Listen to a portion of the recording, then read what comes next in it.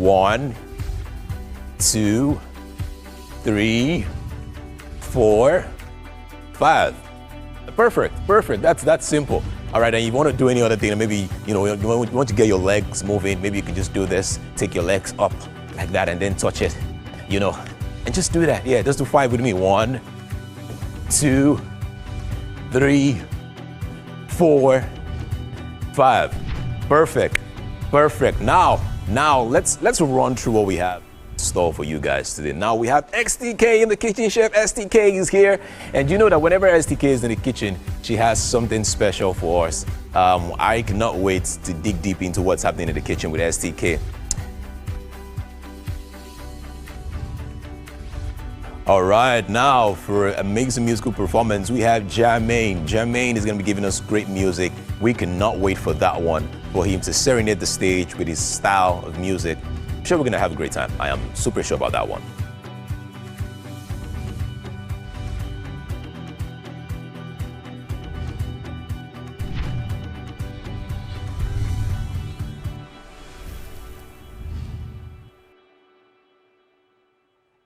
All right, on SME, we also have Precious Enley, and she's going to be coming very soon, and we're going to have a great conversation. I know it's more about,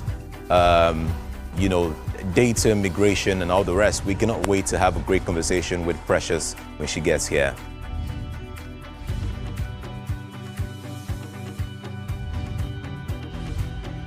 All right, and then for another great performance, we have True Black. Now, we cannot wait for True Black to give us his style, his music, and his presence. It's going to be an amazing show. Can't wait for that one.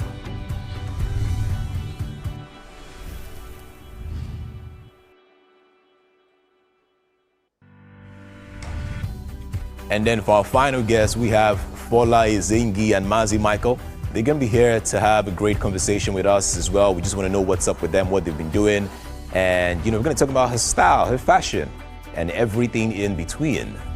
It's going to be a great time. Definitely going to be a great time.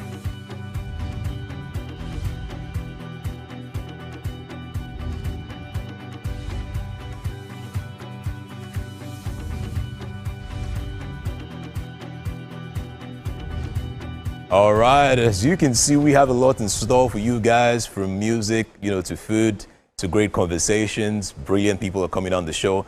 This is one show you do not want to miss, all right? So make sure you relax, pick your remote. If you have coffee, if you have tea, if you have anything, just sit down, relax, and let's enjoy the show together. This is Wake Up Nigeria. Do not go anywhere. We'll be right back after this short break.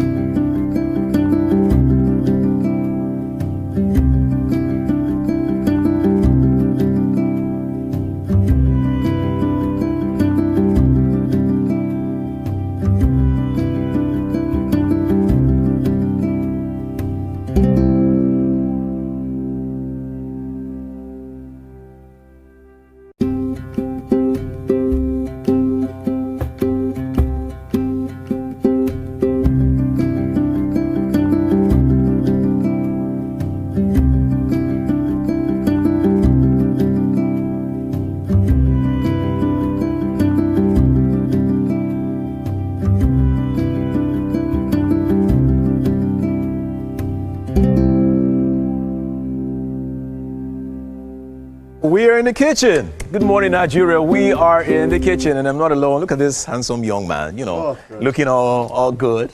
This guy, stop it. I doing good, I'm good. Good morning. Good morning. And of course, we've got Chef STK in the house. How are you doing? I'm fine, thank you. All right, nice to have you. And so this weekend, I've had a lot of beef. And it's good. Yes. And I come in this morning because I don't know if you follow, there are a lot of people who push the carnivore diet about how good it is to have, in the ancient days and all that, all they had was beef. They had to kill an animal. There was no eba. Yes. There was no yam. There was not so much carbohydrates. They dealt on protein. Kill the meat, bone and all of that. But I love how this looks like. This looks so amazing. Thank you. And then we have sponge to wash it, which is also very good. But STK, before I say sponge and meat that needs to wash, the person that knows, I beg, tell us what we have today. Okay, so this is called Singapore noodles. Singapore noodles. Yes. This is a very thing they use for scrub back of pot. If I see this in enter here now, I'll go start to see this pot.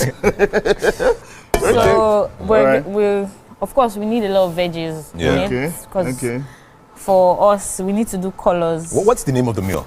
It's just called Singapore noodles. That's Singapore noodles. Just simple. It's just simple, man. There's no ceremony. Chef STK, Italian inspired Chinese noodle Singapore wash scrub meat. Singapore Funny noodles. enough, when you go to Chinese restaurants, they serve you this. Yes. And maybe you don't know. Maybe. Okay. Yeah, I mean, I have.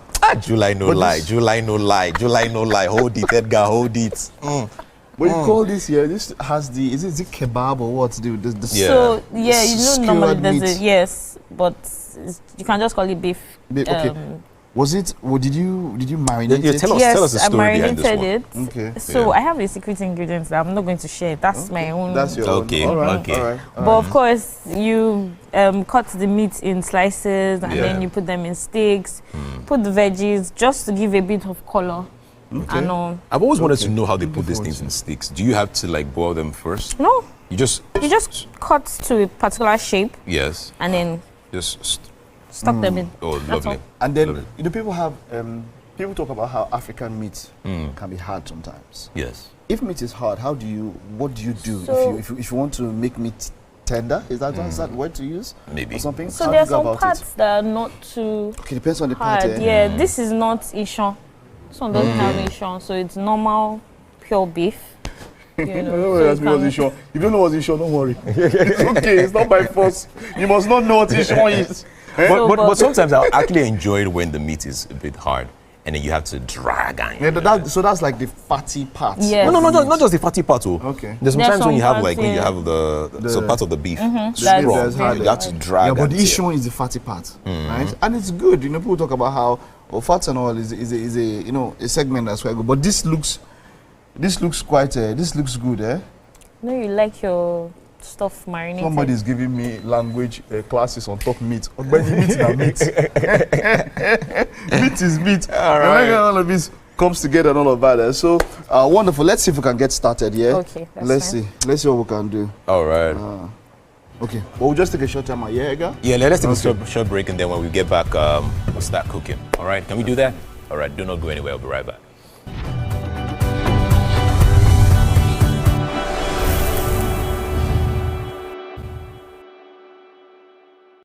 Good morning, Marina Station and all the passengers. Efficient, it's comfortable. This development will go a long way in reducing congestion and emission. The trains are a long-term solution to Lagos traffic challenges. This is where we take the final, decisions on policies, programs of government. I will have to ensure that, the narration of Lagos as a PLC is taken very, very seriously.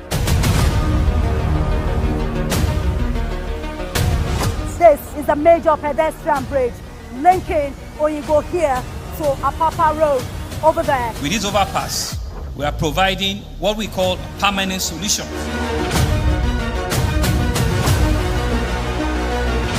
This place is one of the most dangerous areas at the biosecurity environment. This can go into the news and every crimes of your neighborhood. Our goal is to remain as Africa's model megacity, to move our GDP from the 5-6 position to the third position, and we believe it's achievable with all the commitments we have. Explore the city of Lagos, where dreams are made and possibilities are endless. I'm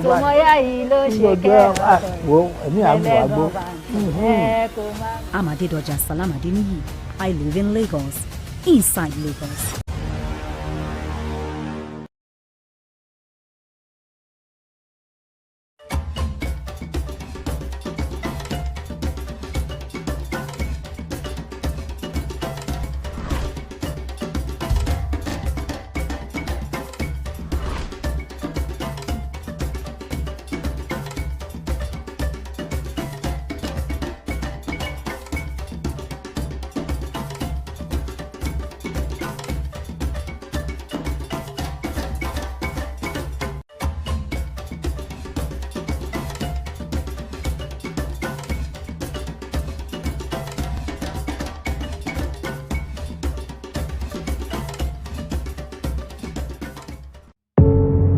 Doubt and fear doesn't occur at the canvas, it shows in the canvas. It shows the conation of raw earthen material slabbed, stroked and molded at a pace provided by the doubt and fear. Every move way in the struggle of one to the other, merging the past to the present, brushstrokes of colors seen but not known. For when the wailing stops, the pieces settle down in abject beauty erected for a century of a century. Speaking, advocating, protesting as the arts are meant to be.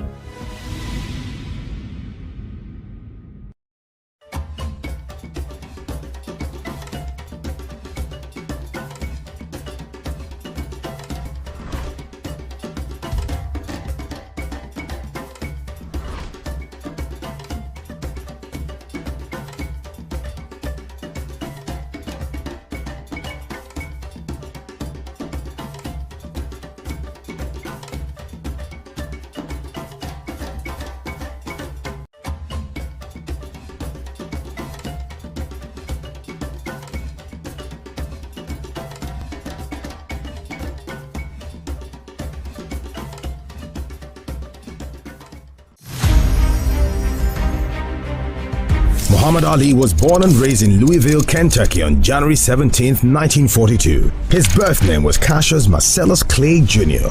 He began training as an amateur boxer at age 12, and at 18 he won a gold medal in the light heavyweight division at the 1960 Summer Olympics and turned professional later that year.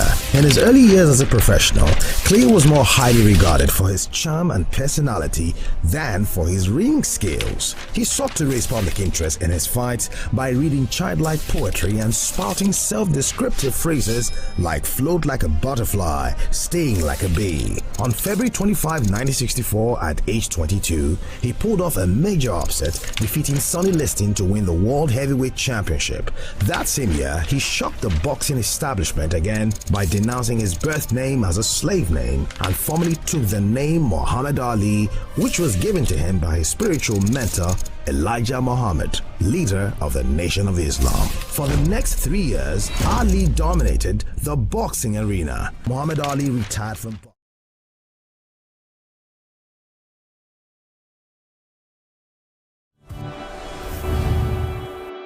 Welcome back and thank you for staying with us. Now, we've had this discussion, but you have to understand that when it comes to security and finances, you can never have so much of it because, well, it's all about educating and enlightening you. Vivian Ogbogo is here from Meristem Trustees. Now, Meristem Trustees is a member of the Meristem Securities Group, a foremost Nigerian investment vehicle experienced in delivering unique financial solutions and licensed by the SEC. It is great to have you. You're welcome. Great to have you. It was quite a good one we had last time. We spoke about a number of things, but there was one major thing we didn't expatiate on, and that's talking about special needs trust. Yes, right? That's okay. Correct. Good. Let's get into it. Okay. When we say special needs trust, what exactly are we talking about here? Okay. Before we get into the description of the service, I know this is an area people are not really comfortable having conversations around because people have medical impairments, medical conditions that they are not comfortable speaking publicly about. So the special needs is human needs. Yes. So a special person. Exactly. You know, I suppose maybe somebody with some sort of disability in some ways. Yes. That's exactly what yes, we're talking exactly. about here. So this service focuses on this niche area. Okay. So we have people with certain medical conditions, we have people with certain medical disabilities who cannot on a normal day, on a day-to-day take care of themselves, cater to their financial needs and all of that. This is why we've put this structure in place where family members, guardians can, you know, identify certain classes of assets, pull it into trust for the benefits of this category of persons. So a special needs trust is basically a legal arrangement where asset classes are put into trust under the custody of a trustee like Meristem Trustees Limited to take care of these assets, administer these assets for this purpose of taking care of this person with special needs. So this person with disabilities, this person with medical conditions, on a normal day, they probably need to go to the hospitals every now and again. They need therapy, they need special care. So this is where Meristem Trustees thrives. We hold these assets, we cater to their needs, we liaise with third parties like caregivers, doctors and the likes, basically to entrust the assets and cater to the needs of these people. Now, these assets, are they held as some form of collateral, or are these assets financial vehicles, assets that bring in money? What exactly do you mean? So they are mostly assets that bring in money. Okay. They are not limited to cash. So it could be fixed income investments, it could be equities, it could be real estate. So maybe someone has gifted this person a particular real estate and they know that if it gets into the wrong hands, it won't be administered properly. All of these classes of assets can come into the trust arrangement. So fixed income instruments like commercial papers, treasury bills, cash that would not sit fallow in the trust. So the cash we receive doesn't sit in bank accounts just idle. We as trustees, armed with fiduciary role, also ensure that we preserve it and ensure that it also grows in terms of accumulation. So we invest in safe instruments that would ensure that it grows with time and all of that. So the classes of assets that can be pulled into the trust is not limited. So cash, fixed income, equities, real estate and the likes can Are there any move kind of into assets that you would not accept? For instance, not really. If an asset is not financially viable, okay, you understand, and it's an asset that maybe might be dilapidated or something that's not bringing in money at the moment. So most times we try as much as possible to bring in assets that we know would not deplete. But at the same time, because there are certain asset classes that you also cannot use to generate revenue and you want to keep specifically for this person, we also encourage. So imagine you've built this property in Banana and you built it specially for the purpose of taking care of this person. You want to house them in it and all of that. Yes, it's not generating revenue, but you also do not want it to get into the wrong hands. So we would also encourage you to put it into the trust, but it would be basically for the use of this person with special needs. Now, when that asset gets into the trust, does the trust manage it to generate finance? How does it take care of the person if at the moment it's not generating finance? So at the end of the day, we work with third parties. At the end of the day, we also work with the provisions of the trust deed.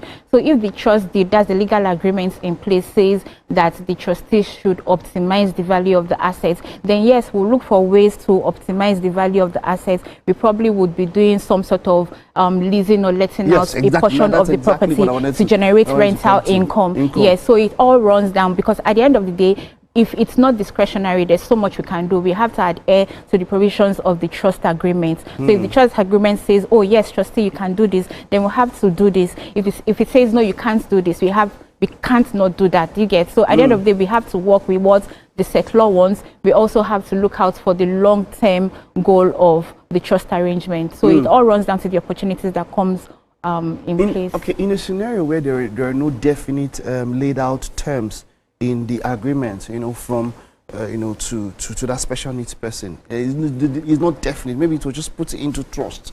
Is it possible that can be put into trust without defined terms to manage such a trust? It's not possible. So because as trustees, we've learned over the years that we also do not want to get into any sort of for lack of better word, trouble. So we like as much as possible to have defined structures put in place, ensuring that whatever agreements we have securing this whole legal structure is actually adhered to. So certain terms have to be defined. We don't want to leave any gap. We don't want to leave any lacuna. So that's why we ensure that from inception, we actually address things that we envisage would happen or go wrong. And then as time goes wrong, when we identify certain issues, we also try to address them by maybe implementing a supplemental document that would be like an addendum to the initial one, just to ensure that everybody's on the same page. The beneficiary knows what's going on, the settlor knows what's going on, our regulators also knows what's going on. So all of this will be duly documented in the trust agreement. That supplementary agreement or will or document,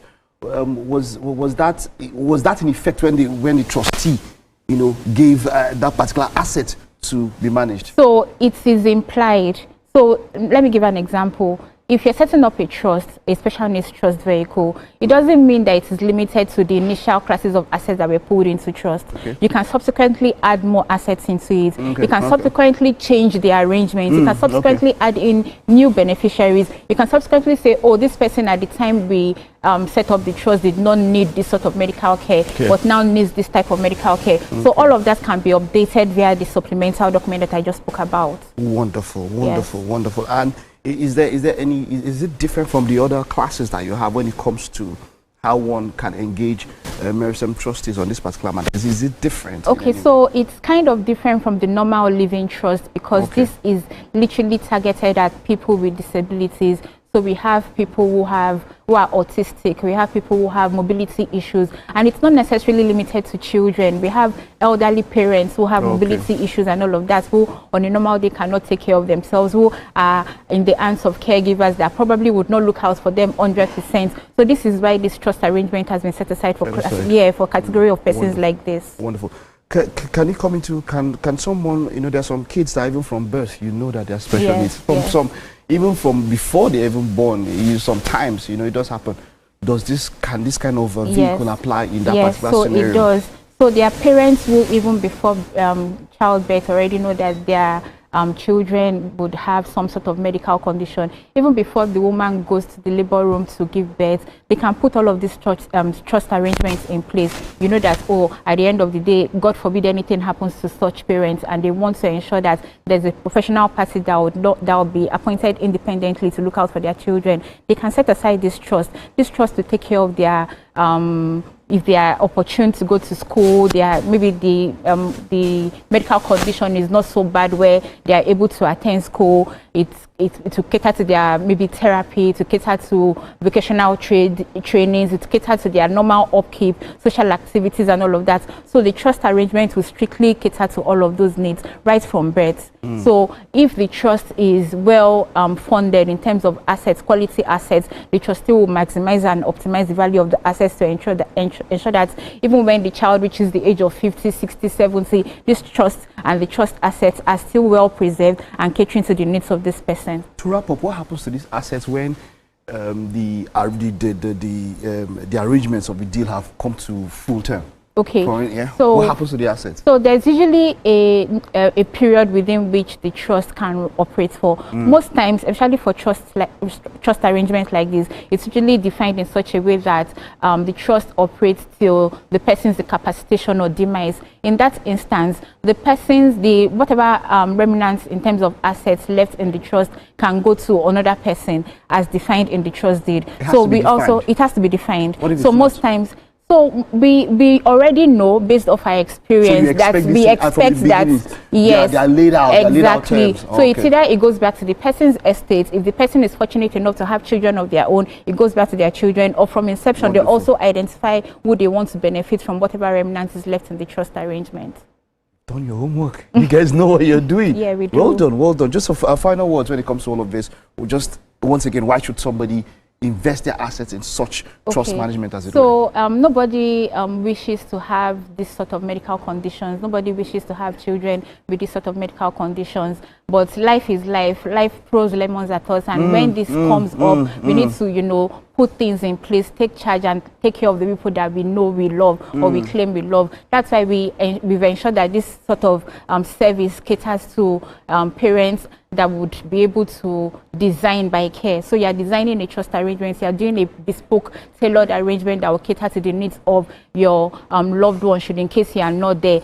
So you are ensuring that a third party is involved. There's no misappropriation of funds. There's no mismanagement of assets. You know that you have peace of mind. If anything happens to you tomorrow, you know that yes, you left something aside for this child. You left something aside for this sibling. You left something aside for this parent. That should, in case anything bad happens to you, the trust is there to cater to their needs. Now, in a scenario, because it does happen, in a scenario where the trust to the person who put it has passed, and put it in your care, and maybe there's some sort of illegal battle from an outside party who is in some ways related to this something and all of that.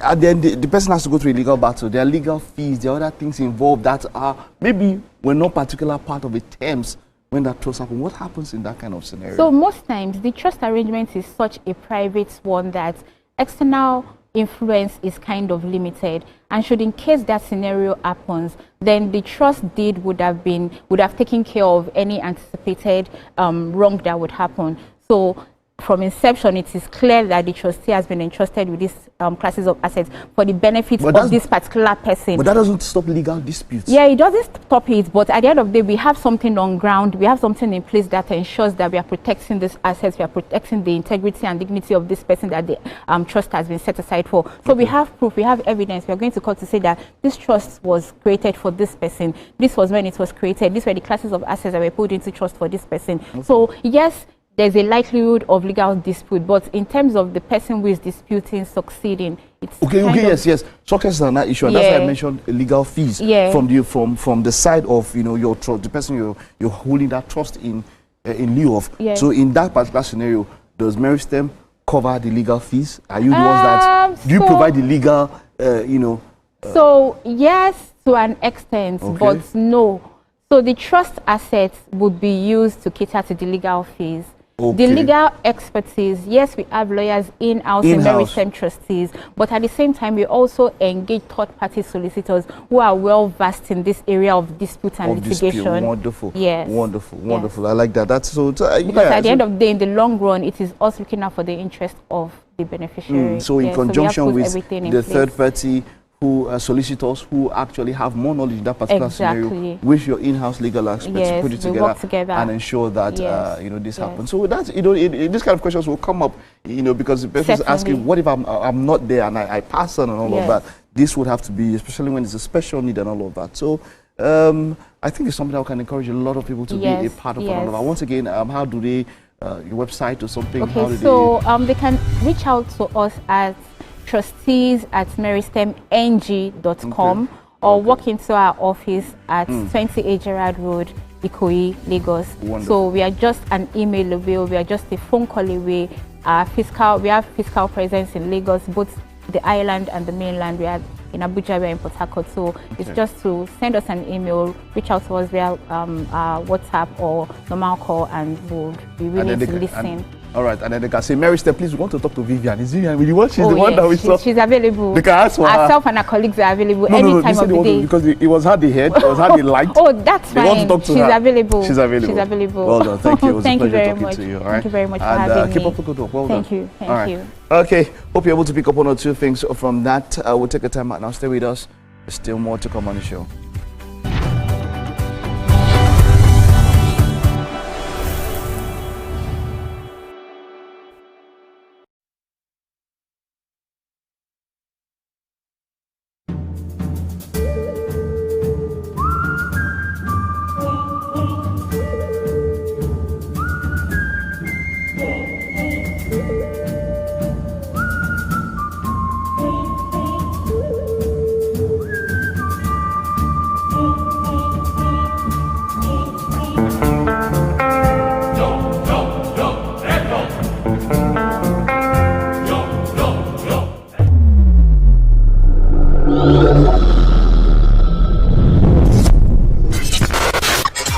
Do you think you can outplay me in this game of wits and knowledge?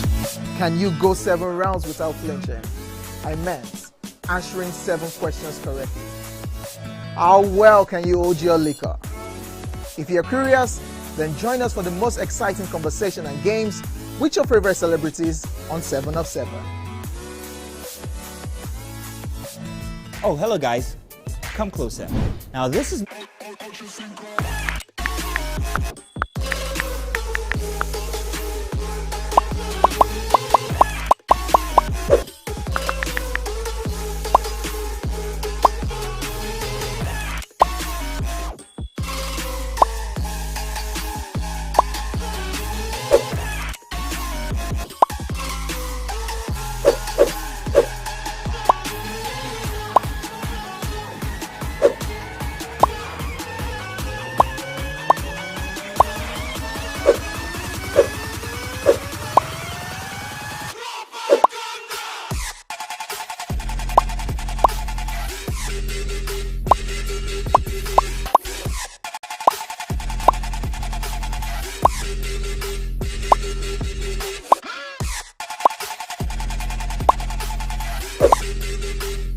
am so sorry I'm late. I'm currently stuck in traffic. So sorry.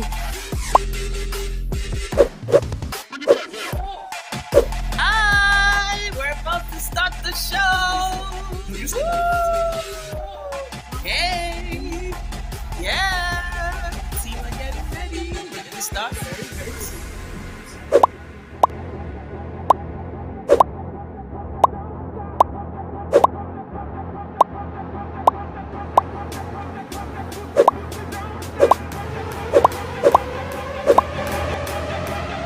The show starts in 3. For what's up and about. Now, this is the segment on the show where we get to pick a story from social media and just talk about it, share our thoughts and opinion. You know what I think, Edgar? You should have a podcast and then you just put it there, one wall there. All right. One exclamation mark, 2 for the second one, 3 for the third one. So you just say that you're intro. Yeah. All right. I always do that when I'm like trying to get myself together, like before. It's good. It's good. I like I said, it just becomes a very good signature and all of that. Yeah. STK, of course, is here with us. She'll be joining in the gist as much as she's cooking. See, it's hard to cook and talk. Let me, just before Edgar mentions, I was invited on a show, a particular show. So I've been doing makeup for like 5-6 years, right?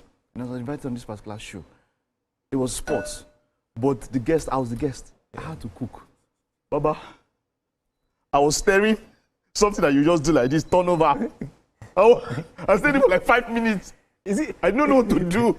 Isn't it crazy how our parents, you know, would they would cook, sing, and they would give you a story while you are cooking. And they will give you mama, you know that woman later died that week. And they'll give you the punishment. They will flog you. But yeah, STK, well done. Great one, yeah? Well done. So Edgar, what's up? All right, now this one is from Twitter, or X, if you would call it that. It's about bullying and trauma. Okay. All right, now this person says, in secondary school, a bully drank my drink, peed in the bottle, and left it in my lunch pack. I almost drank it. It only stopped because the cap opened too easily. He died 2 years ago, and classmates were shocked. I had no condolences. LOL, full stop. Wow.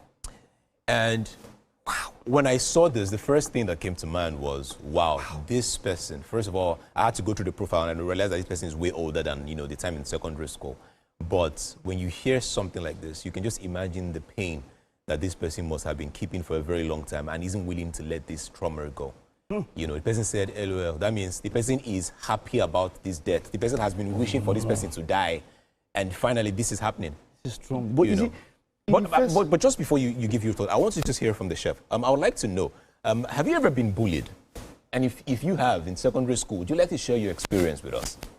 Yes, so as a young child, I was very, very small. Okay. Yeah, so I was always bullied for my height. And even till when I was in the university, I was still bullied. Wow. When I go out to maybe nightclubs and the rest of it, they're like, Smolly, what are you doing here? You know, I was always bullied in terms of my height and all. And I think that made me become, let me say, a bit of a villain, a bit. But did you ever have like any senior or students in your secondary school that you just wished you could just catch this person? So there's this thing they used to do when we were in school. Yeah. They'll give you 100 naira and be like, buy meat pie, buy this, buy that. And bring change. Baba, you have 100 naira. I don't understand. But that happened to me like a few times. Yeah. And then later in life, when I saw such people, I just like, I don't have your time, I beg. Just stay away. I fully understand. You know, you cannot run the room for someone else's trauma. You don't know what the person went through. So you can't, you don't know. In this case scenario, the person didn't drink. Yeah, he didn't drink it. So he could have drunk. So there are people that actually drunk it or drank it in their scenario, or things that were done to them by these seniors, and you know, all through. You know, Titi has spoken about this on different issues. A lot of people have said, oh, this senior Jude, senior that, and that person never leaves their mind. Yeah. Omo, first of all, I want to say that death is a leveler.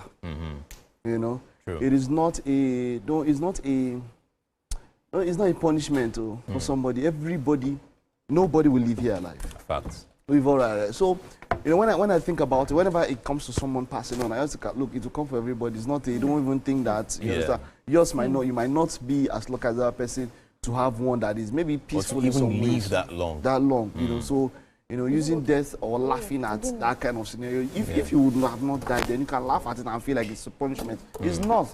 It is for everybody at your time or whatever you believe in. I just remember the story that happened one time in secondary school. So what had happened was there was this senior who told a junior student to help press his shirts.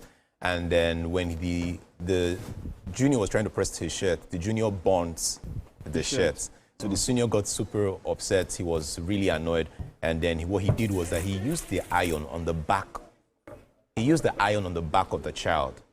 And the iron has created this scar on the child. And I had the conversation with a guy one time, and he said that whenever he's having his bath and then he sees the scar, or he's putting his lotions and he sees the scar, he remembers the child. He remembers the senior. And he just wishes terrible things to happen to that person. You know, so for this case, it's even okay, because at the end of the day, you didn't take it. But imagine someone who has a scar, and then your child has to ask you sometime in the future when you get married, "Oh, Daddy, what happened to you there?" You have to always remember. And you know, I don't know how true this is, but there are certain people that believe that certain scars go from generation to generation. I don't know. Have you ever heard of anything like that? They will say, "Oh, if you had this mark, your child too may have the mark." You can now imagine explaining that to say, "I went through this." But again, people should heal. I strongly believe that people should heal. I believe that it may take you some time, it may take you a year or two, but healing comes for a lot of people. Healing comes via justice, right? That's why you see, okay, someone did something to somebody, and maybe the person passed, and then okay, who are the family of the person? And then when you hear that, oh, this person is prison, or this person is there, and then they feel better. Healing comes a lot of times from justice. But in this kind of case of scenario, it's going to be hard. I don't even know what to say. To be honest, if it's about getting justice for bullies in secondary school, how many people? How many people can get? Exactly. That's what I'm saying. India, especially in this scenario when it's, what, 10, 20, 30 years after. How do you want to start as you want to get justice? And that kind of thing, now when something bad happens to the person, you might feel good. Yes, you might feel good.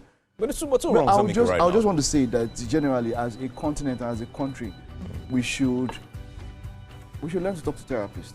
We should make it a part of our lives. True. For every single person. I think that's the word from everything we said today. That's what I think we should live with here. Let's understand that therapy should be a part of our lives. Therapy, go to certified therapists, certified practitioners, and talk to them.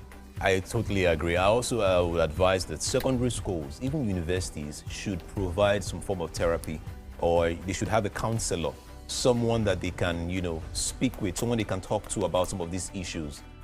Because I believe that if you solve these issues months after they happen, or days after they happen, you wouldn't have to take them all the way till you're in university or after you're even married. After they're married. So it's important that schools should try to provide some of these things in colleges. Yeah.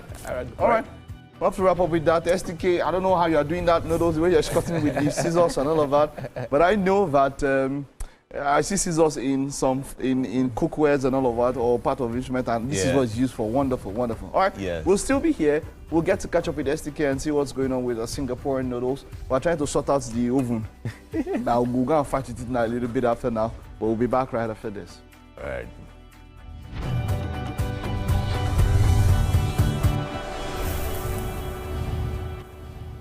Good morning, Marina Station and all the passengers. Efficient, it's comfortable. This development will go a long way in reducing congestion and emission. The trains are a long-term solution to Lagos traffic challenges. This is where we take the final, decisions on policies, programs of government. I will have to ensure that, the narration of Lagos as a PLC is taken very, very seriously. This is the major pedestrian bridge linking Oyinbo here to Apapa Road over there. With this overpass, we are providing what we call a permanent solution.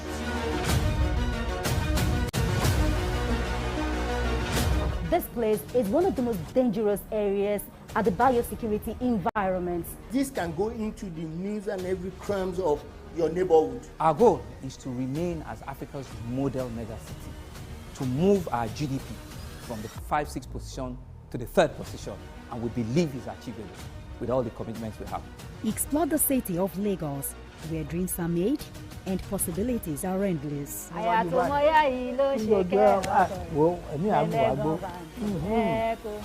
Adedoja Salamadini. I live in Lagos, inside Lagos.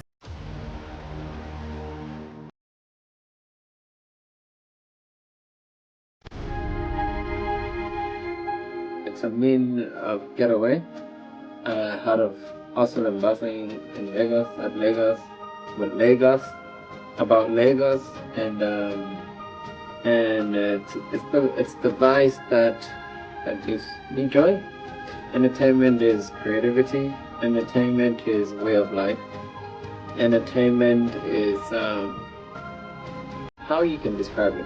You know, that thing. You know, that thing that gives you that thing that's specific. That's entertainment to me.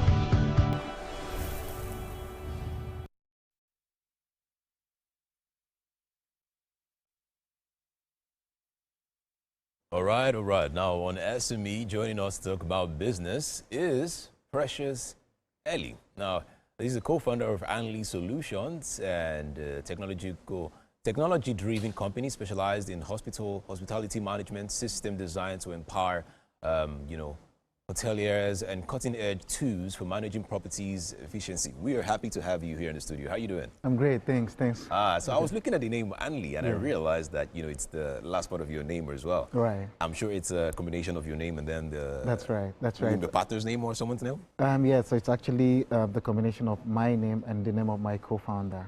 What's his name? It's a her. Oh, what's her name? Sorry. So Anyaso. Anyaso. Yeah. All right. Okay. Yeah. Cool. Yeah. I think I like that. Combining names together. Yeah. Now you are creating something beautiful, a technology solution for hospitals. Yeah, for hospitality. So for the hotels. Hotels. Yes. Oh wow, that's brilliant. Yeah. Now, I think one thing I enjoy about this is how we've reached the level where technology can do more than just communicate and also help with analytics and all the rest. Tell me about this technology that you have created. Right. So basically what we've built is a platform or a system that basically lets hoteliers to manage all of their processes. So from like the F&Bs to front of house. So just in very simple terms, so when you walk into a hotel, right, you get the check-ins. So these days in Nigeria particularly, so most hotels still run on manual. So papers, by book. By book, and you have to stand in line to wait for 5-10 minutes. So we try to automate most of the processes, and we try to build a process behind it. So we've made it possible that these processes are both seamless and to give better guest experiences.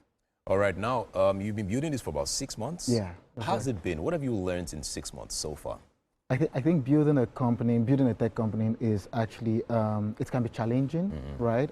So first off, you have the idea. Ideas are quite easy to find, right? So, but executions, just knowing how to talk to customers. So when we started 6 months ago, first thing we did was try to talk to a few customers. What are your pain points? How can technology provide better solutions for you? And so just going through that stage and just realizing how far back for instance, I really love to travel. So that's why I'm in this space. I really love to travel. So I've been to other places. I see how the world is moving very fast. Like you have like kiosk mode where people actually get to do self-service, self-check-ins and all of that. So, but coming back to Nigeria, we get to see that these things are really missing. So just building and talking to customers is probably one of the biggest things that I learned. Like when building a company, you got to talk to customers quite often. So you have to understand their pain point. And you have to build with that.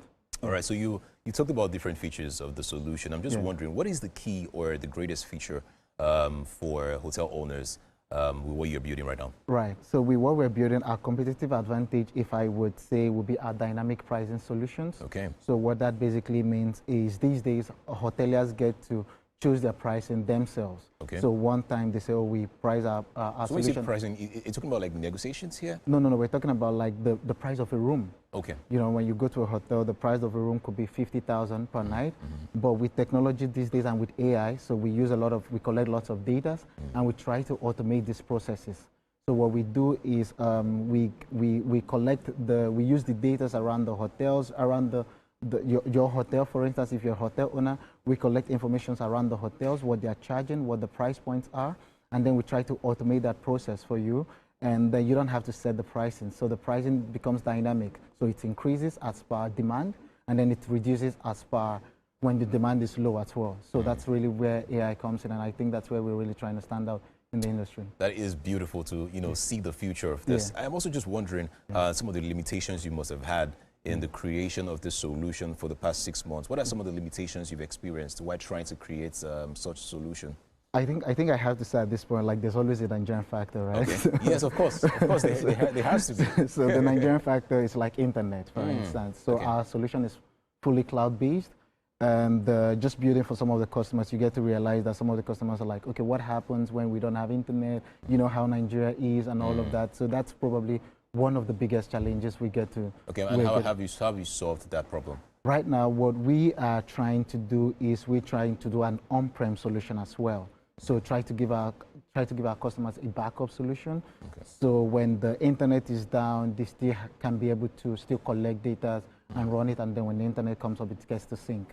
All right. So that's what we're working on. Yeah. All right. I'm also curious about the analytics tool, because I know that it's not just about getting information from people who come in. That's right. But you also want to be able to show the management. Yeah. Okay, these are the rates at which people come in. These the gender, right? Right. So what else? What else do we have in the analytics tool? What else can we see from the analytics when we look at the back end? We do have we collect lots of data. We collect lots of data around even the staffs. So so managing your staff could be a bit of a bottleneck, right? So for instance, some customers want to know when the guests were on, where the staffs are actually, where they worked, what shift they worked at, what are the analytic reports around there, where were they, and we give such report.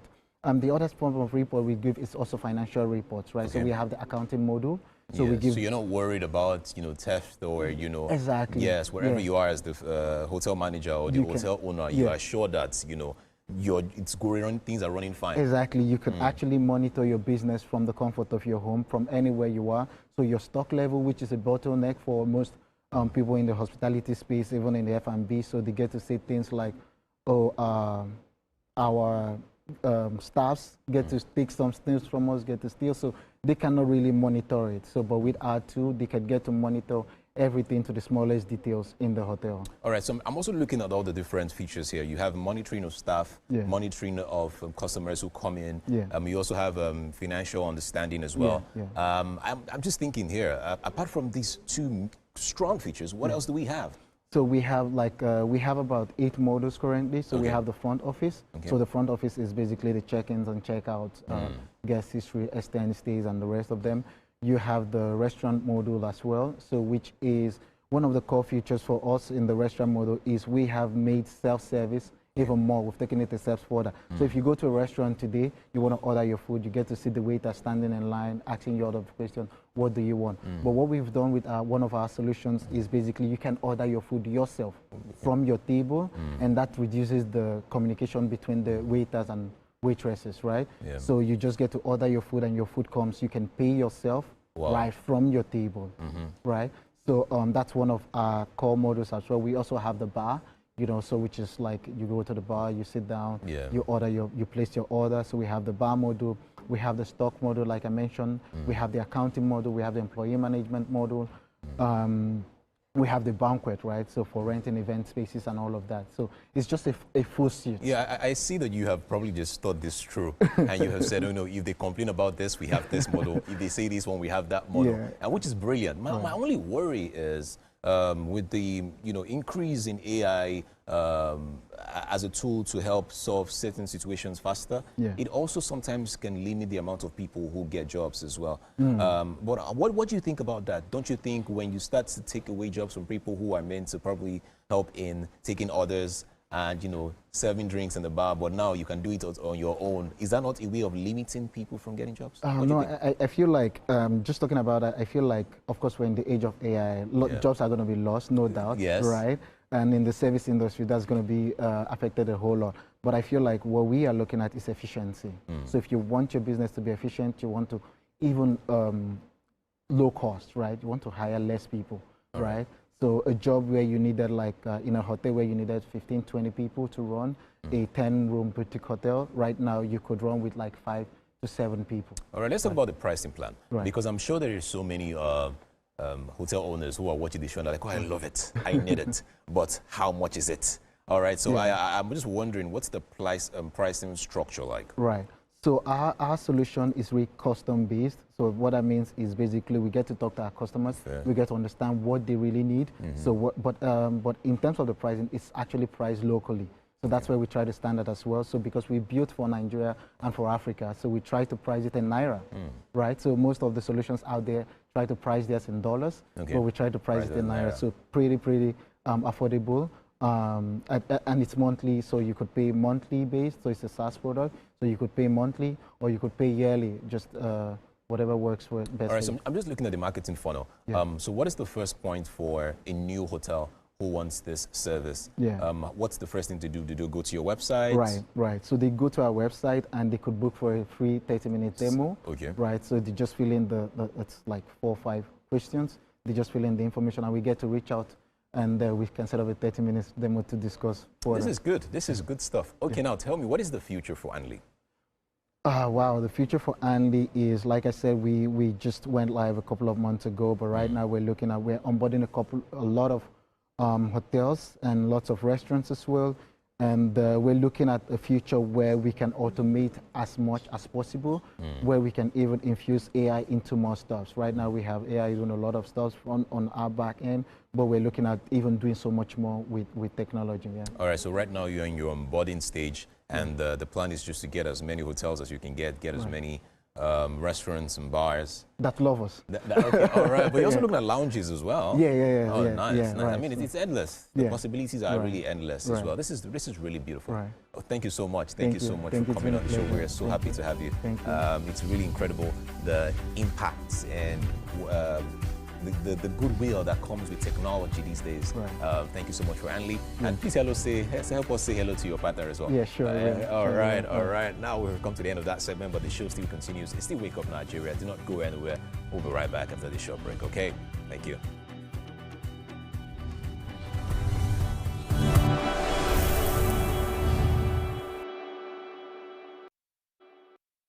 Imagine a country with over 300 plenty languages. Why you go the only focus on Yoruba, Hausa and Igbo? Where we get a common language where they unite everybody from Oga to even Madam sef and every person wey dey for street. That's why we dey introduce you 89.9 Yanga FM, the #1 urban pidgin radio station where they unite us all. From the award-winning breakfast show Wetin Dey with your brother, your friend Wale Po.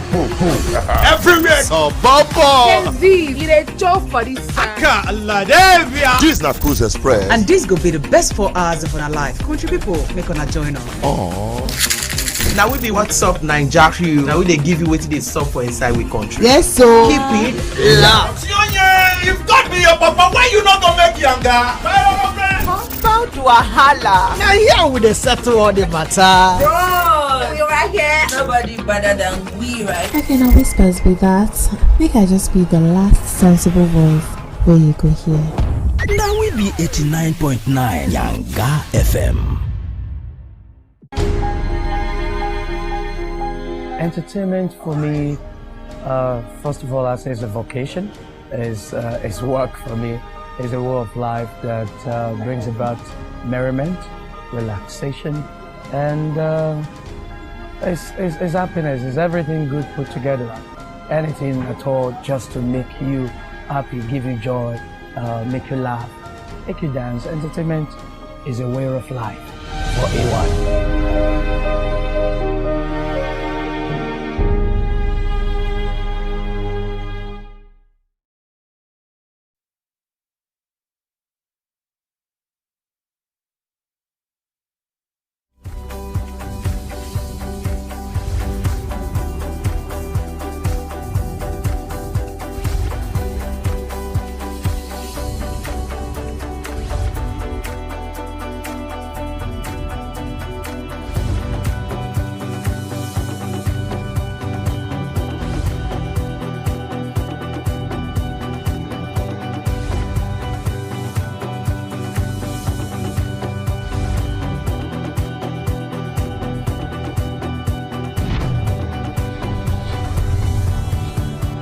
Right, welcome back to Wake Up Nigeria. If you're just tuning in, you've landed right in the middle of the action. And yes, it's Monday, but we're bringing the right energy to kick off your week the right way. So welcome to Wake Up Nigeria. That's right. Now, if the coffee is hot, the vibes are high, the second hour is packed with everything from inspiring stories, fashion, music, and some serious money motivation. All right, so please don't ever think about changing the channel. Just stay right there, relax, and let's take that power through Monday morning with a beautiful smile. All right, now we have great thing happening in the kitchen right now. You know how we always do it on Monday now. The kitchen must be hot.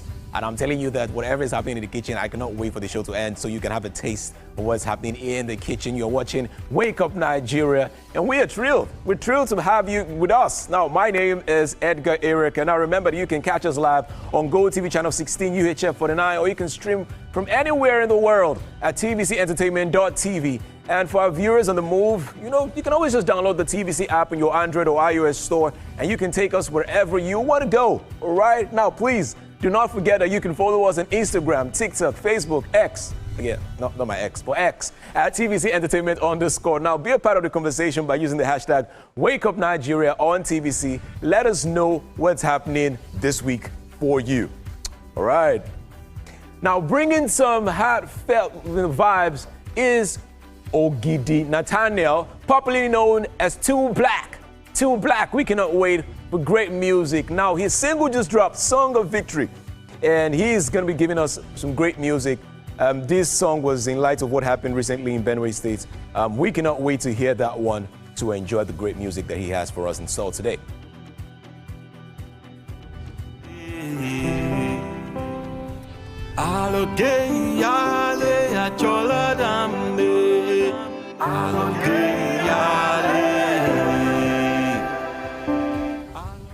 All right, and just after that, we'll be chatting with the supernational duos Paula Ezendu and Mazi Michael, respectively. Now, we're going to be having a great conversation with them. I cannot wait because they just represented Nigeria in the concluded Miss and Mr. Supernation 2025 pageant in Poland. Wow, all the way from Poland. It's going to be super good. I can tell. All right, I love the way they look already, and I think you guys need to see them as well. I cannot wait for that conversation to happen. All right. Guys, do not go anywhere. I think I should stop saying all right. Now, Mike, I said, no, I'm thinking about it every single time Mike says it. All right, let's check out the weather. We'll be right back.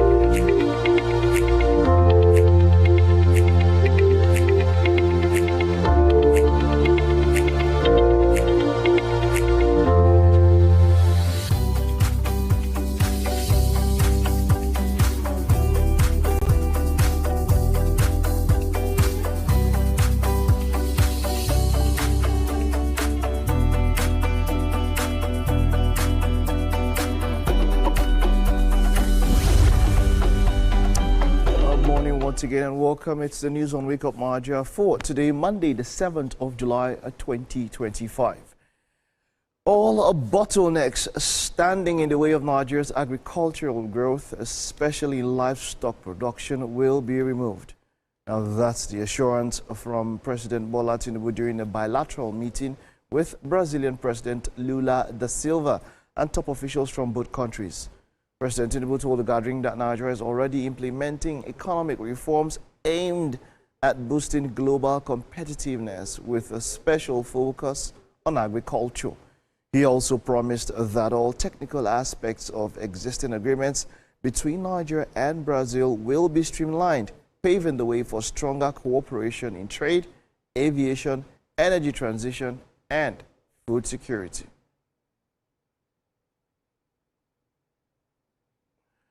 Now, Nigeria's delegation at the BRICS Summit, President of Nigeria, Bola Tinubu, the Minister of Foreign Affairs, Yusuf Tuga, Governor of Lagos State, Babajide Sanwo-Olu, Governor of Ogun State, Dapo Abiodun, the Governor of Niger State, Umar Bago, Benue State, Hyacinth Aliyah, Delta State, Sheriff Oboewori were at the summit.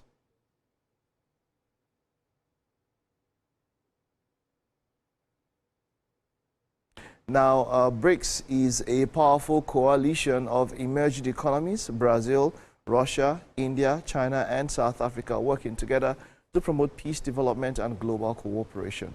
The group serves as a platform for political and diplomatic coordination, allowing members to present a united front on key global issues and to push for reforms in international institutions dominated by Western powers. Together, BRICS represents about 3.3 billion people, and that's more than 40% of the world's population. While Nigeria is not a full member, it holds a partner status within BRICS. That invitation came in January 2025, alongside other countries seeking closer ties with the alliance.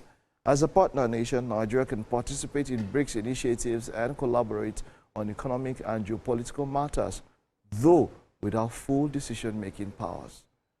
Still, the move is seen as a major step forward. It aligns with Nigeria's broader strategy to diversify its economy, expand trade opportunities, and strengthen its presence on the global stage.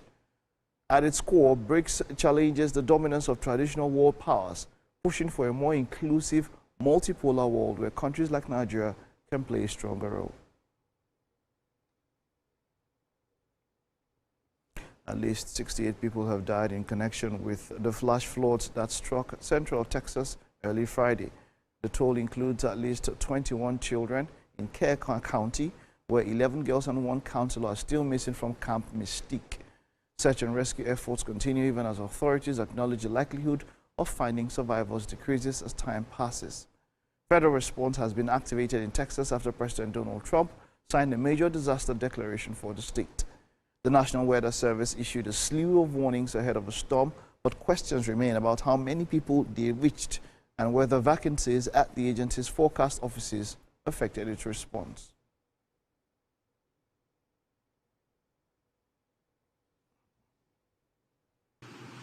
I had the opportunity yesterday to visit Camp Mystic and get to see firsthand what happened there, as well as all the way downstream after that.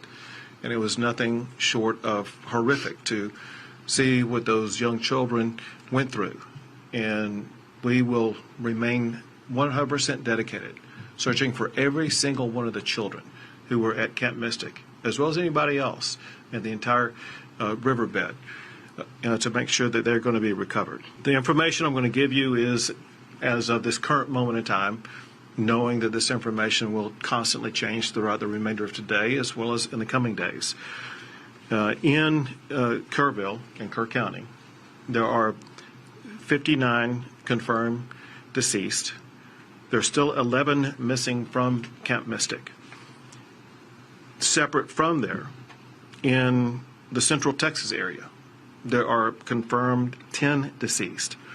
And across the state, in all the areas affected by flooding, there are 41 known missing.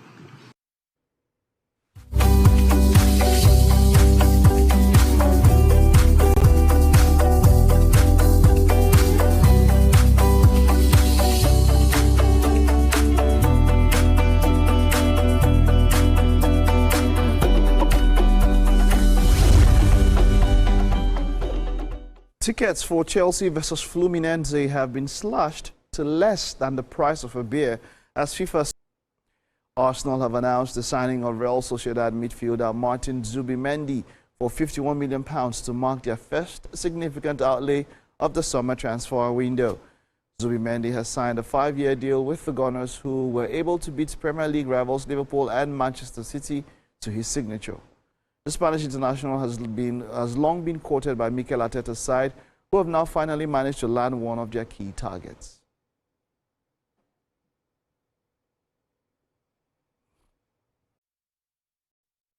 I'm really happy to be here. Very excited to feel the environment of the stadium. So I know that my English is not the best, but I try my best.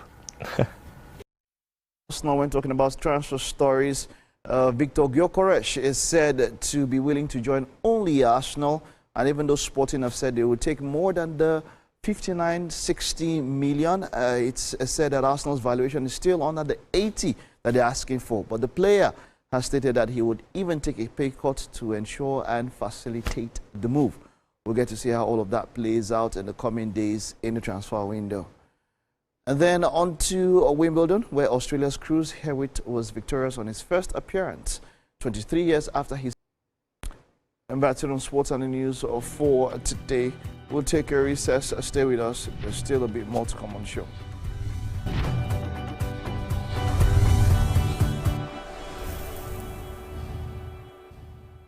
I left my daughter in the care of a governess, and she is white. Mariana is well aware she can't be associated with those people.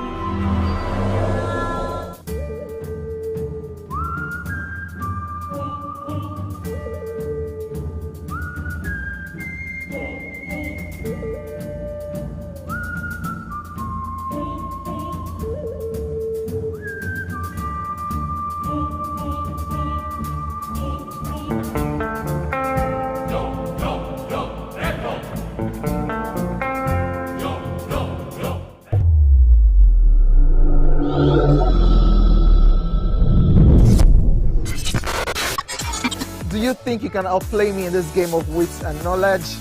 Can you go 7 rounds without flinching? I meant answering 7 questions correctly. How well can you hold your liquor? If you're curious, then join us for the most exciting conversation and games with your favorite celebrities on 7 of 7.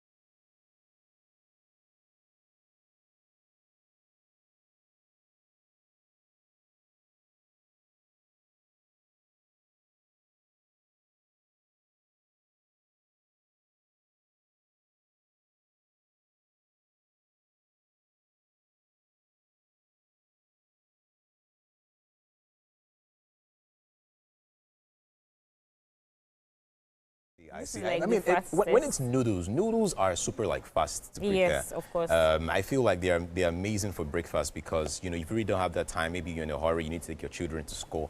It's just something you can quickly do in say 20, 30 minutes. All right. What is the fastest meal for you to make? What's the fastest meal for you to make? I'll say still noodles. Noodles, right? Yeah. All right. Wow. How fast, if I had a timer here, how fast would you make the noodles? How fast do you think, if you had like to beat the record, how fast do you think you can make noodles? 2 minutes. 2 minutes? Like for this noodles, 2 minutes. 2 minutes? Yes.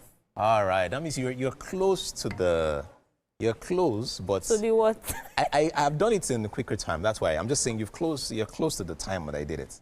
So what time did you do it? Yes, so when I made noodles, the first time I ever made noodles, this was way back, if I can remember, this was September 11, 2008. Okay. 2008, yes, I've been cooking for a very long time. Yes, the first time I made noodles, I made it in 15 seconds. 15 seconds. I was that fast. Agba. No, it's not about that. I'm trying not to. You see, So July no lie, remember. So you didn't cut the veggies or anything? I did that in 4 seconds. So there's a way you would hold the knife when you're trying like that. Cha-cha-cha-cha. I trust you. Cha-cha-cha-cha. You already know these things now. I know you now. All right, but it's actually very, very nice to see that you can do this in quick time. And for those of you that are at home right now and you're wondering, okay, what is that meal you can make in quick time to just save you all the stress to, you know, it's noodles. Noodles are like, you know, they're good. And I was just reading online. Do you know that the Singaporean noodles was actually not made in Singapore? Like the origin is not Singapore. Actually, it's actually Hong Kong. You know, these are things that I'm just giving like because I don't cook. All right. You read. I don't cook. I've left the practicals of cooking. Okay. I'm now into the theory. That's There are some meals that I want to know the origin. Who created it? Can I have an interview? Can I discuss? Can I know 1 or 2 things? Why this actually came to be? So that means you don't even need to eat it. I don't eat it. If you serve now, not eat. I swallow. I don't eat. It just goes down. How? I will show you. I'll show you. There are tricks and techniques, all these things. I will show you. I'll show you. Good. You know, but this is actually, I think Mike was saying it's a kebab, but you know, what's the difference between this and kebab? Because you corrected him to say it's just a beef stick. It's not a kebab. What is the difference? Tastes different and is a taste. bit. Is it about the taste? The taste, the look, and everything. Kebabs are different. It's just your normal cow. Yeah. In the market, it's just the beef. Oh, nice. I think for those of you that can actually see this is something you can actually just even do with your friends. Of course, around. You have your friends come over to the house. Friday night. You guys are watching a movie together. You can just have this. With popcorn, you can just have this, with popcorn, and you're just chilling, actually. Yep. And it's actually very easy. Of course, very it is easy. very easy. If you want to, except you don't want to do the work. But there are supermarkets that actually have like things like this. Already in the stick? Yes. Already in the stick. Is it safe to just eat it that way? So I always prefer to like. So they don't leave slice it. and They dice don't leave my it beef like myself. They don't leave it like for like a longer time. It's just that day. If nobody buys it that day, then. You know what I also think? I think it is one meal that you can have with your special person. The reason why I'm saying this is, just imagine if. You know, you have your special person around. Instead of doing the regular jollof rice and chicken, just do noodles. And then as you have the noodles in your mouth, you know those cartoons where you're like, as you just come into that was so nice. And then you take this thing, you're like, and then just having like I'm sure you're still living in La La Land. La La Land? Yes. No, I'm not living in La La Land. I'm telling you, these are romantic ways to have a great time with your partners. That's so sweet. Yeah, instead of just doing the regular, But have you started doing that? Doing what, sorry? With your partner? Doing what, sorry? Like what you just said? Yes, of course. Oh, okay. See, let me tell you, whenever my partner comes around, you know, my partners, because I own different companies. So when my partners the owners of my companies, when they come around and we're having a great time together to discuss how to move the company forward. Because is that what I'm supposed to do? Like I'm talking about partners, like owners of companies. Oh, was that what you were talking about? Yes, now. What were you thinking? I'm talking about partners like owners of companies, just like how we had Ann Lee now, and Ann Lee just said Lee, like Ann is another person, Lee is another person. I'm talking about partners, owners of companies. I was thinking you were talking about the other one now. No. I'm not talking about the other one. What do I know about the other one? I've been single for like since 2018. What are you talking about now? I don't know about that. Don't tell me the story. I will tell you. I'll tell you later. All right, but we've had a great meal so far. Like, I can't wait for you to play this. Just again, for those of you that haven't seen this, just look at this. Woo. Look at the color. I don't know. Can we have a shot? Can we see this properly? Look at the color. Look at all the mendumentos. All the mendumentos inside. This is good. This is good. You know what I'll do? I'll help you. Okay. I would help you. What are you doing next week, Saturday? Nothing. Nothing. You're not doing anything on Saturday? No, I'm just at home. What about Friday? Next week, Friday. What are you doing on Friday? I'll be at work. Can I get Friday? If I can just get Friday, there's somewhere I need to take you to. Yes. Okay. Yeah, please plate, by the way. Just let's start plating, by the way. Okay. There's somewhere I want to take you to on Friday. They need to taste this food. Oh, you want me to cook it? I want you to cook this same thing that you just done on Friday. Okay. If you can, I would love it. Okay, maybe I'll just have to beg my boss. So Please. I'll take one day off. What's the name of your boss? Let's beg your boss right now. What's your boss's name? His name is Mr. Marvin Arimi. Mr. what? Marvin. Let's not beg your boss. Let's not beg your boss. All right, go to work. Go to work. Let's play. Let's not beg your boss. Go to work. Don't worry. We'll get another person to do it on Friday. All right, now let's play now. Okay. Wow. You see, noodles are super good. Man, I remember growing up and making noodles, for my family and for my friends. It's always very interesting when you do these things. So when it comes to plating, are there like styles? Because I noticed that you chefs, people like to always put serrano and make it look this, make it look like. So you eat with your eyes before you eat the actual. Did you guys hear that one? You eat with your eyes first. You eat with your eyes first. So there are always three different things: the looks, the taste, and the nutrients. The look, the taste, and the nutrients. What comes first for you? Looks, taste, or nutrients? Looks. Looks. Then what's next? Then the taste. So if the food does not even have any nutrient, let it shall look fine. Yeah. So if it looks good and doesn't taste good. Nutrients first, taste, then looks. So how do you know the thing has nutrient first, how taste. How do you know when you don't? All right, anyways, I really don't know. If that's your own order, that's my order. My order is looks, nutrients, taste, then looks. All right, please do not go anywhere. We'll be right back after the short break. We'll continue arguing this one after the short break, during the short break. We'll be right back. It's still Wake Up Nigeria, and we are still in the kitchen, but we'll be right back.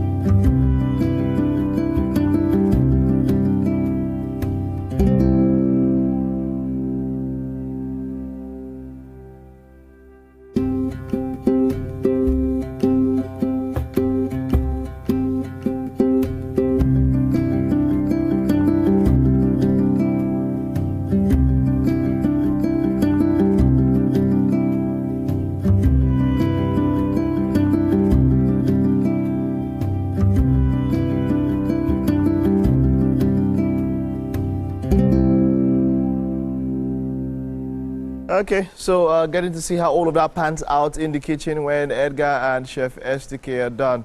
But like I said, it's July, so I don't want to call him his exalted name because he has something to keep to this July. Well, we have quite an two interesting guests in the house this morning.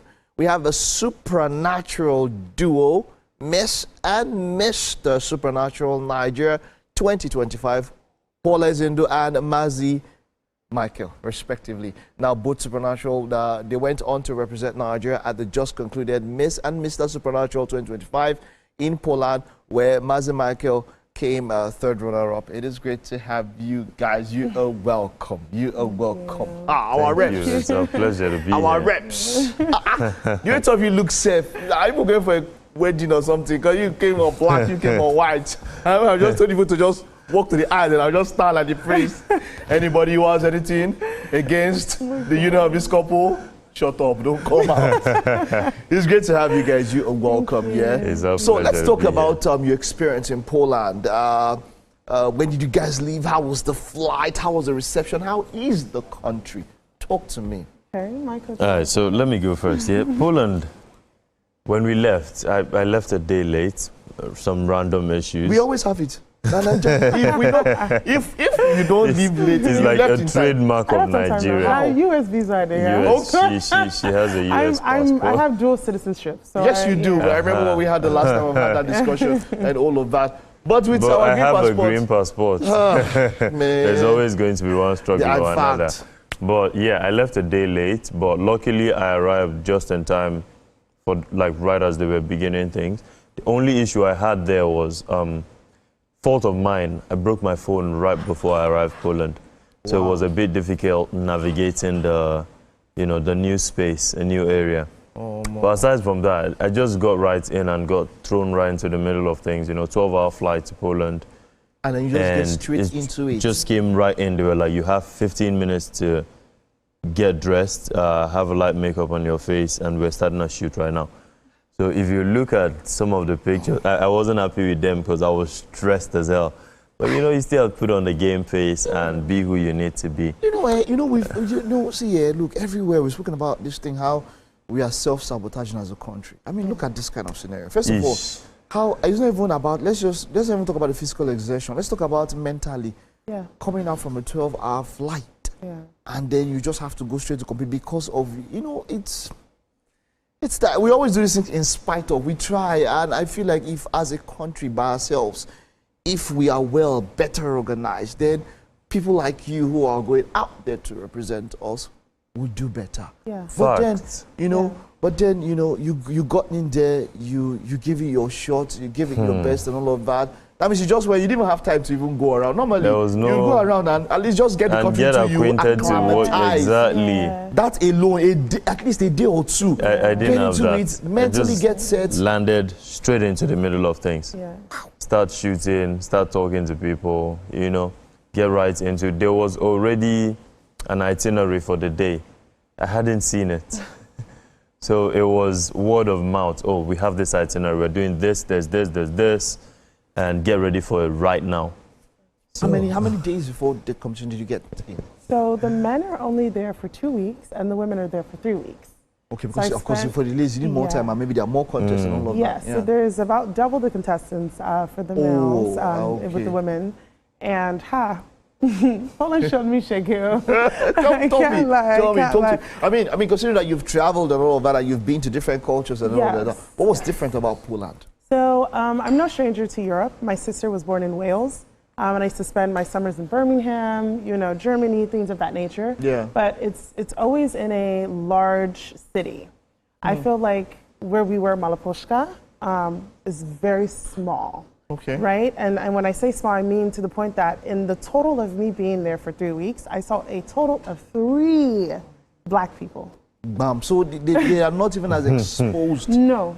As you would expect in a big city. Yeah. And that can also tell in the organization and the things that are done.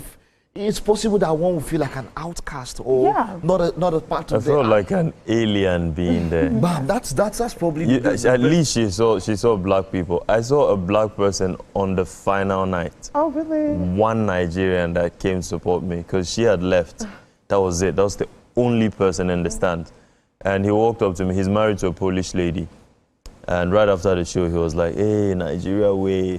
Bro, I'm Nigerian, though. I'm like, yeah, I can see it on your face. And you don't need to tell me, bro. Tell me. So I saw one guy, and that was on the finale night. That was it. Yeah. There's no other Nigerians. No, they might not want to talk about this, but I know that in such a scenario, it would even affect the jury, the judges, and things around, because it is not something that they are used to so often. And that would definitely affect how the results or something, how they play out and all of that. True, so maybe if we had more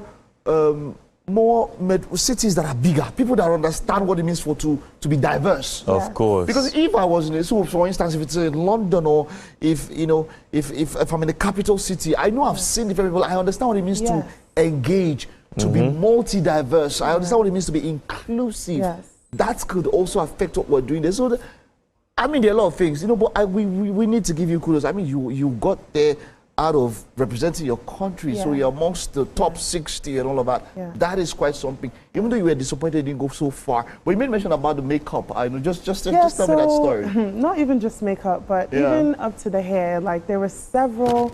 Like I said, there's about maybe 6 to 8 black women there out of the 60 countries, and I spent, I want to say at least. Not majority of my time, but a good amount of time doing wigs, installing wigs for the other girls. And I didn't mind because for me, I just wanted to see black women to win, right? I want us to show up and show out to be our best, because we're already at a disadvantage just because of our skin tone. True. And unfortunately, that's just the way the world is. And when it came to the makeup, we had a shoot that was directed by Supranational, and we were not allowed to fix the makeup. And before going into the makeup session, I asked, have you ever even worked on a black skin before? And she was honest, and she said no. You know, so it's inclusivity. That's where inclusivity comes in, is when you should go and scour makeup artists online, or you know, irregardless of if you have sponsorships with people, there should at least be one person that has worked on a black skin. There is no one size fits all with things like this. Absolutely not. Different people have different needs and all of that, and so you know, this is to the organizers and whatever and all of that. You need to be inclusive. That is the world has gone past. We cannot be saying some kind of things that the world has gone past a level. And I like you mentioned, maybe when you see that it's a small town and you're coming there, you don't. It seems like, you know, you're, like you mentioned, an alien and all of that. It can be an issue. But then you got straight into it. Tell us about that experience. Once you came in, you had to go straight, taking pictures and all of that. I dove right into it. The first thing they were like, "Oh, we need to get someone to touch up your hair," because I mean, I already have a good hair for us Nigerians, and the hair people came around and they looked at me and they were like, "I don't know what to do with your hair." Can you imagine? Can you imagine? They were like, "Yeah, what do we? How do we do this?" And I'm like, see, let's not get to it today. At least I still have a clean haircut coming in from Nigeria. I'll just comb it, you know, a bit of sheen to shine, and at least one of the black brothers, Jamaica, had the sponge roller. So I was like, you know what, I'll just do that and go through the shoot.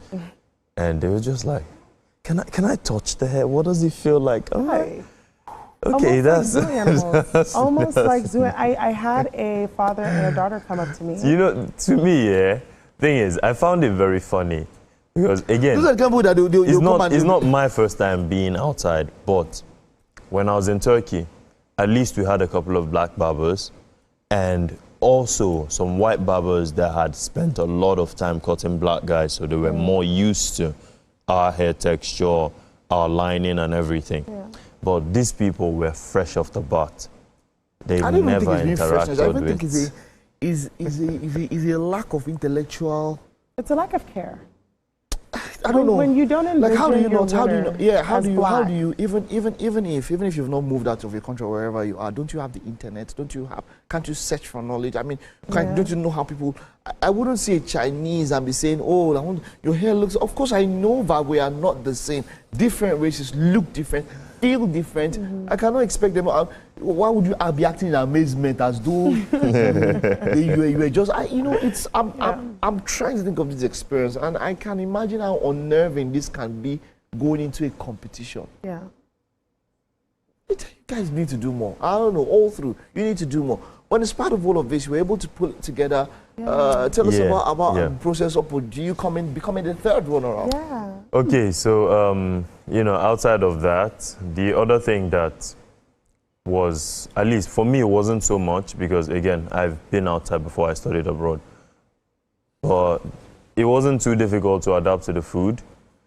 I mean, it's not Nigerian food. See, I can vouch for this. Nigerian food is the best food you find anywhere in the world. And that was no Nigerian food. If it was normal, so we for some countries, you'll go with your food and your water.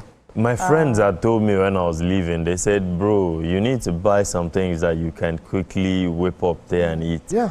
And I said... I mean, not even from you, I mean from our own side, the organizers here, because you are not going to represent yourself alone. Do you understand? So I think this is something that we should just call out there, and they should, I mean, in competitions, in national competitions, you have contingents who come with their own food and their own water, because why? They know a lot of things can happen, and it can be shady. It happens. You are competing against people. And when it's competition, some people say all is fair in love and war. Well, that's as it says. All is fair is love in love and war. But in spite of all that, I made the best of what I could. I ate, I interacted. The disadvantage of having a phone turned into an advantage because not having a device. See, one thing we know for a fact as a nation, as this world, is that most people who have a phone, a smartphone, are very attached to it. So having lost that, it was a disadvantage, but I was able to turn that into an advantage because it allowed me to interact more with people. You know, I'd come around where everyone is like that, and I'm like, "Oi, guys, this is not what we're here for. Put that phone down. Let's chat. You know, let's get to know each other." And then they're always like, "Oh yeah, we've seen Nigerians. You guys come with so much energy. How are you this energetic all the time? Are you on coffee? Is there some energy drinks?" I'm like, "Guys, see, I'm an average Nigerian. If you meet energetic people, you might run away. You might run away." So it was something I believe they enjoyed me being there. I enjoyed being there as well. It was an experience I would not give up for the world. So in as much as, of course, there would always be ups and downs, but I feel like struggle, you know, having to fight for something is what makes a man a man. And even in the general setting, when you fight for something, even as a woman, you improve yourself, you become a better person. So I love the challenge that that place presented. And trust me, if I had the opportunity, I'll do it again. You do it again. Yeah. Wonderful. Yes. So what next now? When you've gone for this, can you still go for more pageants? Is it still open for you to compete for maybe this one or some other one? What's the plan for you guys? Let's start with you. So I have my eyes on, I won't say just yet, because I am still signed to Silverbird. I am your Miss Supranational until August, until Miss Universe Nigeria concludes and I crown my successor. But there are talks, there are pageants in the U.S. that are asking me to represent them. Yeah, and I started pageants in the U.S. I just decided to come home. I felt like we needed a stronger advocate. Not to say that the other queens aren't good, but to have that U.S. background in pageantry because they always place. They always do well or they always win. So I thought I was coming in with a little bit more flair, but you know, I just want to continue to build my brand. My NGO supposedly will take off in December, so that's a good thing. And I'm looking, you know, for newscaster. Okay, wonderful, wonderful, wonderful. And for you, what next? And what next for after me, this one? there's so many things. There's so many things, and I really would not want to get into every detail. Yeah. But for starters, I'm probably going to do another pageant. Okay. Still signed with Silverbird, but let's see how that goes. You know, given that it's not been mentioned by them yet, I don't want to give out any spoilers. To give it out, yeah. Yes, but aside from that, I'm looking to go into TV hosting as well. You know, and then I want to do voiceovers because I mean the voice is right there. Yeah. So it needs to be put to good use.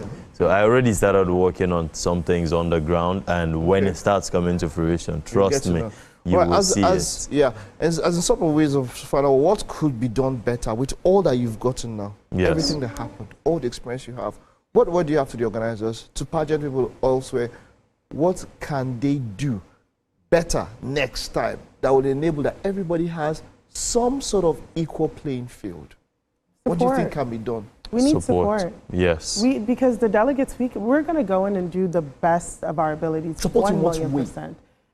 As far as reposting, as far as commenting, as far as liking, even voting. Like for Supranational, our votes were free. The first votes were free. You know, and even then they weren't even up to like 1K. No. Like maybe 300 naira. Like it was. We didn't have the support, and that's what those organizations look for, because at the end of the day, it's a business. What value does your country bring to them? And so we just need to vote. The same way everybody they do for BBN, do for us now. I don't know. I understand. So that's support from this side, from the organizing part, and you know, logistics and all of that. What can be done better from the side of the organizers? Anything that you think from the side of the organizers? See, personally, I have to give kudos to Supranational, the organization. Because I've, as much as I don't like to talk about this because it's in the past, but I've faced something similar when I was supposed to go for Mr. World last year. And I did not get half the support that I got from Supranational here. It was just like, okay, you know, find your way. As long as you get here, we'll take care of you. But that process getting here, knowing that, again, these are African countries. 90% of the African countries that were supposed to be at Mr. World did not show up. And I believe that they could have done better. Yeah, Nigeria wasn't represented. I was supposed to go. It wasn't. We went. Yeah, because Why? they did not visas. put in the effort. I didn't get the visa to go. But the difference now is with Supranational, they played their part very well. Even as my organization and everybody and myself were trying to get the visa, but they reached out to the ambassador here and also Silverbird. Big thanks to Silverbird. And together with those people working hand in hand, there was a lot of things as should have been, because again, I'm not just traveling for myself. I'm not just going on a vacation in Poland. I'm going to represent the country. And the fear or the stigma, I know unfortunately Nigeria have created that fear that sometimes we just bail. But for someone who has such a passion to go out and to carry this country on their back, to go out not just for self, because this platform, as I've always said, is bigger than just self. It's more than just self. You're carrying the country's hopes, the country's dreams. You're carrying the diversity that we bring to this country. I'm not just going to step out and decide, oh, I peace out, I'm done. So I feel like they should play a better part in helping us get there. Because when we get there, first things first, we showcase the brand. We bring more diversity to that organization, right? And that's where I would say Silverbird and also Supranational, they did so well. They made the process of having to get that visa a bit easier for me. I mean, she didn't need it. She's a U.S. citizen. But I know the struggles I had to go to. You know, so a few weeks back, I was with a football agent who was a Nigerian. There's just about 10 of them, football agents. And because he has a Canadian passport, and that's the reason why he can practice. Because if you understand the world of football agents, you could just get a call this night and say, by 10 a.m. we need you in the UK. And you have green passports, Baba. You're done. Just forget about it. How do you want to do it? Forget about it. So you are even limited by the consul. You can't even be a football agent with a green passport. You can't function fully. You know, the funny thing is, with the right support, people knowing fully well that there's a lot of people trying to achieve these things, and their successes is not just for them. You know, even when unfortunately, a few people defer to other countries. Why? Because they feel like Nigeria doesn't offer the same support. Look at, if we were to talk about footballers, look at Saka that decided to play for England.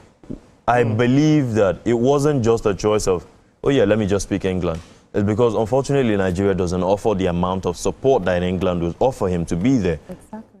Do you get? So this is one of the things that I feel like us as a nation, us as a country, need to do better in. If you offer more support to these people, we are the best of the best in the world. And I can stamp my feet anywhere and say that in every single industry you find a Nigerian, we're always thriving. Always. And if we had the right support, of course we'll be doing these things for our countries as it should be. Look at football, look at basketball. Anywhere you bring up any Nigerian, let's even go into boxing. Some of the great boxers, see Efe Ajaba, look at Deontay Wilder. People that decided, you know what, I want to do this, come what may. And with as little support as they have, they're doing it, and they're doing it really well. So now imagine if they got the extra support. This country will be off the charts. Like, we have Nigerians out there representing, and other countries are taking them. Why? Because Nigeria is not doing enough. So this is one of the things I believe we need to focus on. And then bringing it right back into the pageant space, the exact same thing. A lot of pageant kings and queens that have traveled, if they tell you the story of how difficult it was for them to get to that point, just that journey getting to the point, not even having gone to the competition, just getting there was so difficult that when you think about it, you begin to wonder, how do these people still go out there and do so well?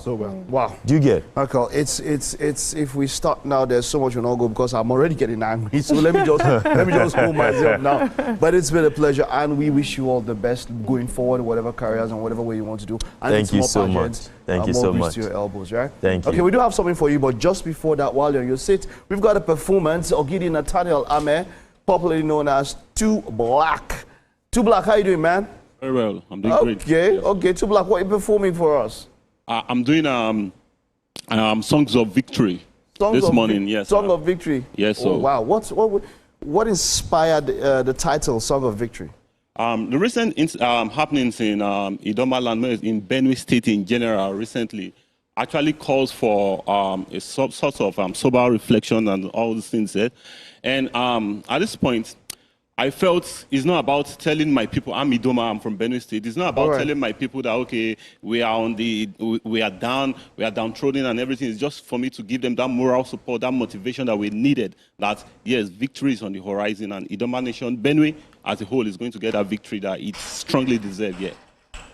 Wonderful. Let's see how you do that via your song. Take it away, 2 Black. It's Song of Victory.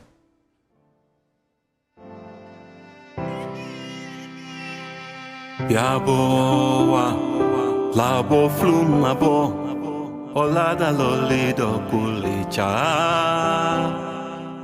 aloi lole ohanu, alo cheto ha, alo geyale, alo geyale, achola dambe, alo geyale. Alogeyale achola dambe, alogeyale,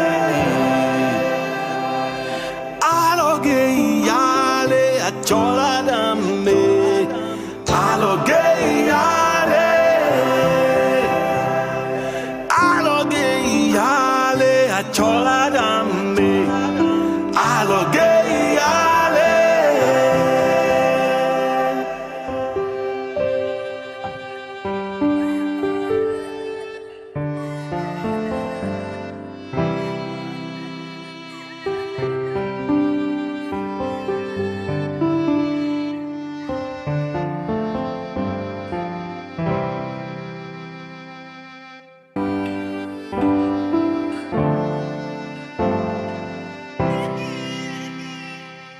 Yaboa.